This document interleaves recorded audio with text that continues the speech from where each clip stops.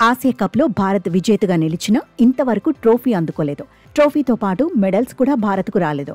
Tourney ముగిసిన తర్వాత PCB chairman Mohsin Naqvi చేతుల మీదుగా కప్ తీసుకునేందుకు భారత్ నిరాకరించింది. భారత్ పాక్ మధ్య ఉద్రిక్తత పరిస్థితుల కారణంగానే ఏసీసీ చీఫ్ నుంచి కప్ తీసుకునేందుకు అంగీకరించలేదు. దీంతో అప్పుడే నఖ్వీ ఓవర్ యాక్షన్ చేశాడు. ఇతర బోర్డుల ప్రతినిధుల చేతుల మీదుగా కప్ ఇవ్వకుండా వెళ్లిపోయాడు. కప్ను కూడా తన వెంట తీసుకెళ్లాడు.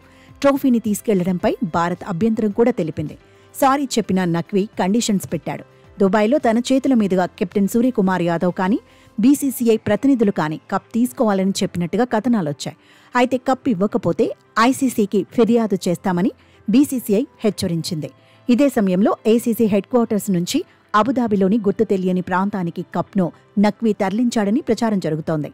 ఇటీవలి బీసీసీఐ అధికారి ఏసీసీ కార్యాలయానికి వెళ్లగా అక్కడ ట్రోఫీ లేదని తెలుస్తోంది. దీంతో ఆసియా కప్ వివాదం ఇప్పట్లో పరిష్కారం అయ్యేలా లేదని చర్చ జరుగుతోంది. మోసిన్ నఖ్వీ తీరుపై విమర్శలు పెరుగుతున్నాయి.